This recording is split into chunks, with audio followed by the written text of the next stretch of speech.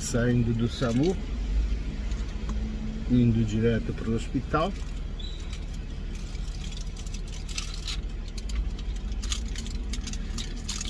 Plantãozinho puxado, mas nada impossível.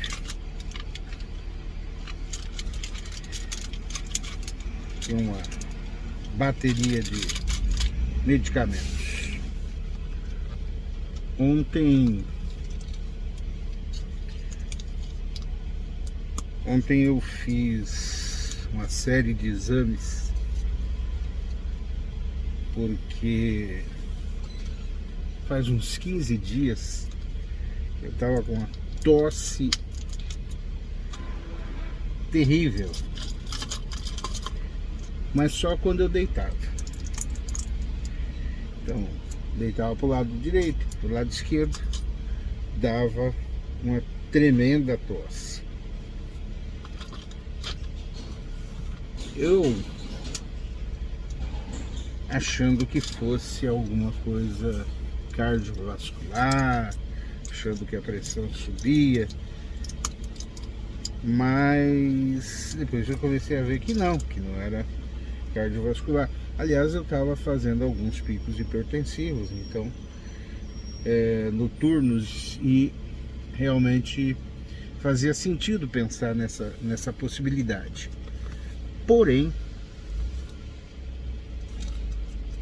eu acabei vendo que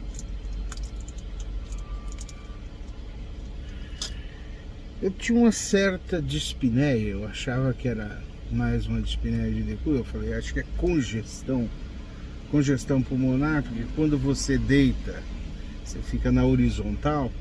O que acontece? Você manda mais sangue para o pulmão, né? O pulmão fica um pouco mais encharcado. Quando você está em pé, essa distribuição, dependendo do seu coração, é claro, falando de um coração que já não é aquela Brastemp. Por isso que quando você fica em decúbito dorsal horizontal, você faz dispneia. E aí você tem que fazer ortopneia, você tem que elevar o decúbito, ficar um pouquinho mais alto para o sangue não represar tanto no pulmão. Mas o que me aconteceu é que eu, ao contrário do que eu achava que eu estava fazendo ortopneia, na verdade eu estava fazendo uma dispneia. Porque quando você deita, as secreções elas mobilizam. E era uma secreção irritativa, e aí eu tossia. E quanto mais eu tossia, mais irritava, edemacia os brônquios, edemacia tudo ali. E aquilo aumentava a dispneia. Para você ter uma ideia, eu nunca tive que fazer inalação na vida. Dessa vez eu tive que fazer 2 vezes inalação. Um soro fisiológico, mas foi o que me ajudou, aqueles 30 minutos inalando ar enriquecido com soro fisiológico, melhorou a fluidez, a irritabilidade, enfim, fez o seu papel. E como eu estava dizendo, ontem eu fiz uma série de exames e fiz um raio-x.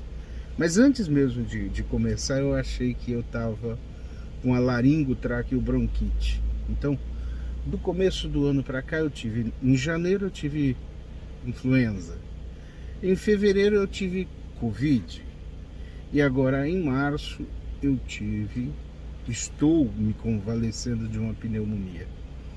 É bem interessante a evolução, porque como sou da área da saúde, a gente tem uma flora atípica, né? Atípica não, a gente tem uma flora selecionada, mais hospitalar, e ela tem um comportamento diferente. Por exemplo, eu tive uma pneumonia sem fazer um pico febril, e também isso é comum nas pneumonias atípicas, né?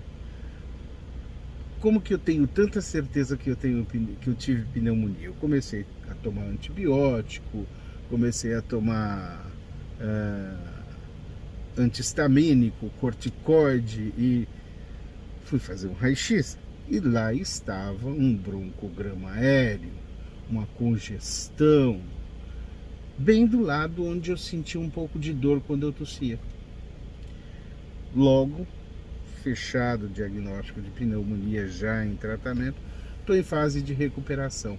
Mas este ano de 2022 eu comecei colecionando doenças.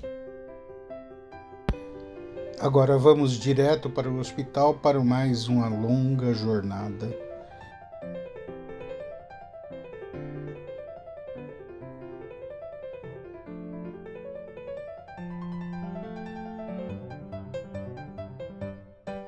Comece pelo porquê. Do Simon Sinek, tem um TEDx bem bacana dele sobre esse tema, e tem um livro também. O livro não cheguei a ler, o vídeo eu assisti, eu recomendo. Há muito tempo atrás já tinha feito uma retrospectiva de por que eu resolvi fazer medicina, né? E eu cheguei à conclusão, uma conclusão difícil de chegar, que eu queria fazer medicina porque eu queria vencer a morte. Até então era interessante, porque a gente é onipotente, né? Acha que pode tudo. A juventude nos dá essa sensação de poder. É claro, ninguém nunca venceu a morte, ninguém nunca deixou de morrer por causa da medicina, mas eu achava que eu podia levar as pessoas mais longe. E na verdade era uma crença legítima, uma vontade legítima. Tanto é que eu sou obstetra, mas eu comecei a fazer cirurgia cardiovascular e gostava muito de UTI. A UTI sempre me fascinava. E depois eu mudei para obstetrícia, mas essa é uma outra história. Só que na obstetrícia eu sempre fui pro lado mais grave das patologias obstétricas, né? Tanto é que agora, eu há alguns anos atrás, no serviço a que eu pertenço, eu sou o gestor de uma UTI materna, e é ali que eu brigo pela vida. E é interessante, quando a gente fica doente, a gente fica de cara com a realidade, a finitude da vida. A vida pode ter um ponto final. Uma coisa é falar, outra coisa é sentir que você pode deixar de existir, né? E ainda hoje eu comecei a reformular o conceito de por que eu fiz medicina. Na verdade, com um pouco mais de amadurecimento, a gente percebe que nunca vai vencer a morte, mas que a doença ela é pedagógica, ela nos ensina como a vida é preciosa, nos ensina como por mais difícil que seja, por mais complicado que esteja a situação, é bom estar vivo. Por mais que a vida não tenha graça, uma coisa a gente tem certeza, aqui eu sei que ela não tem graça. Depois daqui eu não sei como é que ela é, nem se ela existe. Mas esse também é um outro tema que eu não vou nem abordar aqui. O fato de a medicina ela é tão bonita, ela é tão preciosa e emocionante, porque ela nos proporciona a oportunidade de dar mais uma chance para que a pessoa que está doente possa aprender mais um pouquinho sobre a sua própria existência. Quando a gente consegue, de alguma forma, prolongar um pouco essa vida, prolongar essa oportunidade de pensar em tudo, mas principalmente com qualidade e com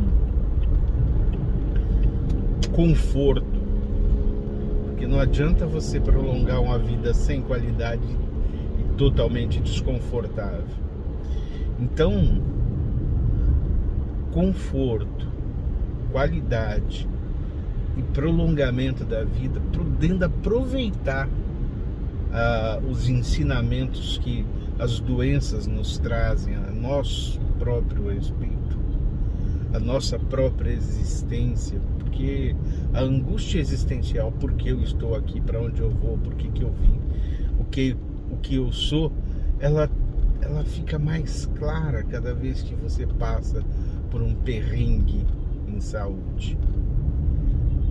Se você não sabe por que você está aqui, uma coisa você aprende: que estar aqui é preciso ter saúde, é preciso ter